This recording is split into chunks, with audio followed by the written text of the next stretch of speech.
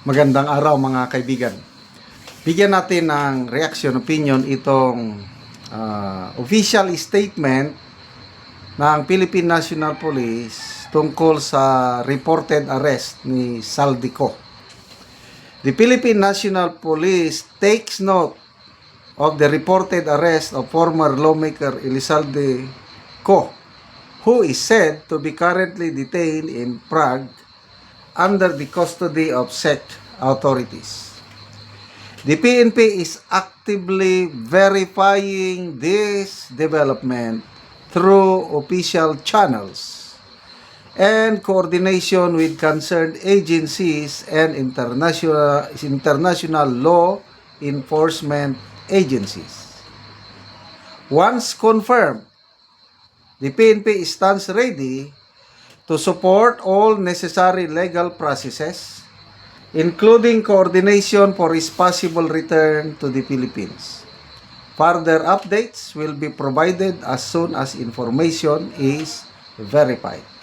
Police General Jose Melencio Nartatis Jr., Chief Philippine National Police. Okay, so ang pagkakaintindi ko dito is hindi pa kumpirmado na talagang naaresto na si Saldico.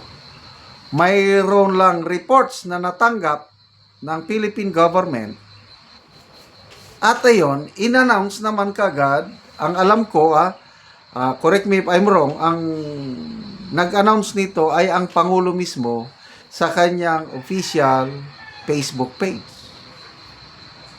Kaya from there, yan, I don't know kung anong ahensya ng gobyerno ang nag-inform sa Pangulo na naaresto na si Saldico. Kaya ako natutuwa itong statement ng PNP na klinaro nila na reported arrest lang ang nangyari, but bine-verify pa nila. Kaya sinasabi ko na kanina, yung mga nauna kong vlog nga, hindi pa ako tuluyang maniwala na naaresto na until such time na ang government authorities ng Czech Republic ang mag-announce. Kasi sila yung reportedly na naka-aresto. Kaya kung sila na official statement ng authorities, say, police ng Czech Republic, yun na yun.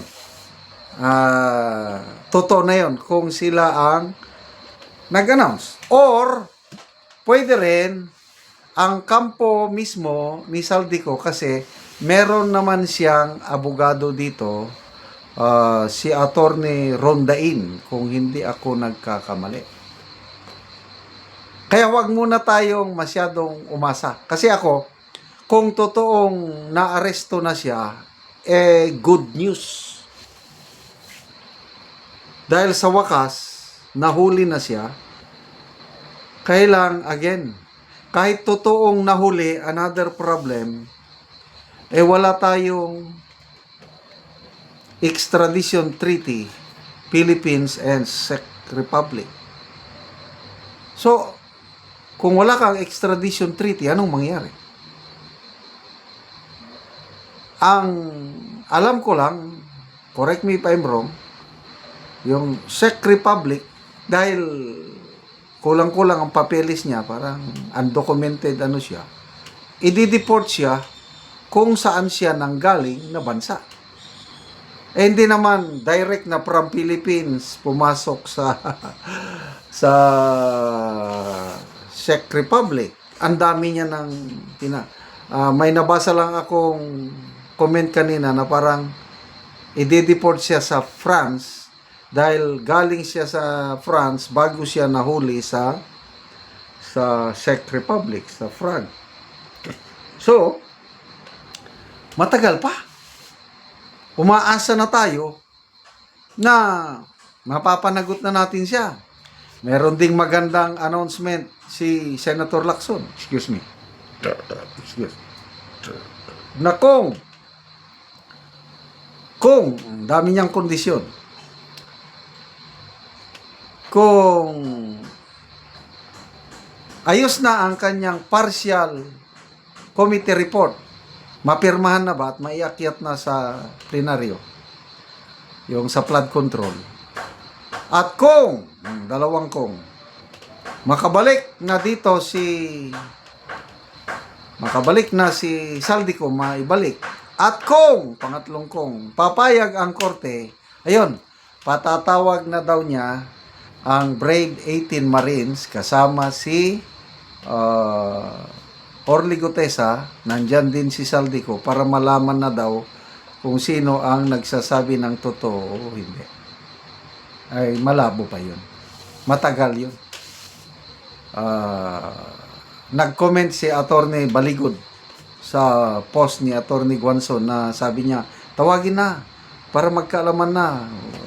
Blue Ribbon Committee hearing. Sabi ni Attorney Baligod, Commissioner Guanzon, ma'am, I do not expect na mangyayari yan. Dahil ang mga investigative agencies lahat ay kontrolado nila. Kaya walang mag-iimbestiga niyan. And I agree with Attorney Baligod. Sabi ni Attorney Baligod, mangyayari yan lang, investigasyon, yung Brave 18 Marines, yung Saldico, everything, flood control, sa next administration. Kaya agree ako. Kaya gustong-gusto ko sana matapos na itong impeachment trial ni BP Sara para once and for all matuldukan na. Iakyat na nila sana sa Senado para matrial na kasi siguradong mananalo. Sa tingin ko lang ha, siguradong mananalo si BP Sara sa kanyang impeachment trial sa Senado. Maa-acquit siya doon.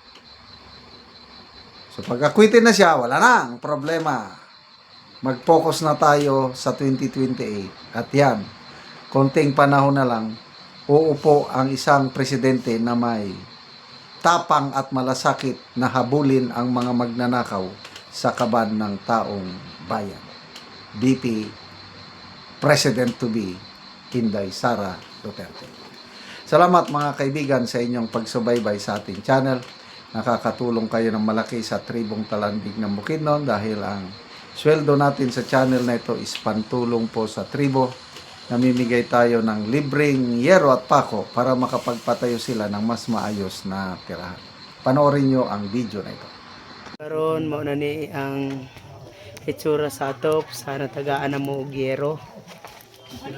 Naani na gyud ang itsura sa iyang atop. Di tabunan silupin. Pangtabunan lang gani og silupin. Kay mo naman yang itsura sa dinhi sa ibabaw. So tungod sa ulan, inani na lang silupin. Ug ang diri dapit habol lang gani. Mga habol, silupin, ang ilang mga atop lang. O mo na ni ang yero nga among gihatag.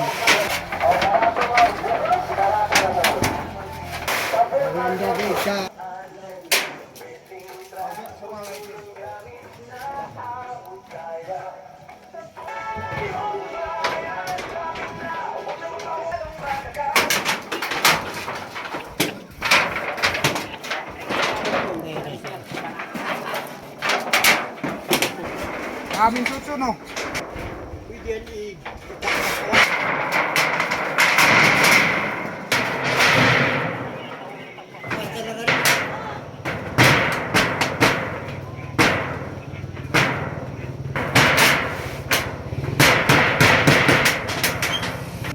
Ug karon humanagit sa pag-atop ang among ginahatag nga yero, so nindot na gyud. So nawala na tong mga doubt nga mga yero. Salamat sa naghatag sin, iglabi na sa Ginoo. Salamat kaayo kay ganiha mga kuan lagi ang among atop, gitabunan na og silupin para di makalusot.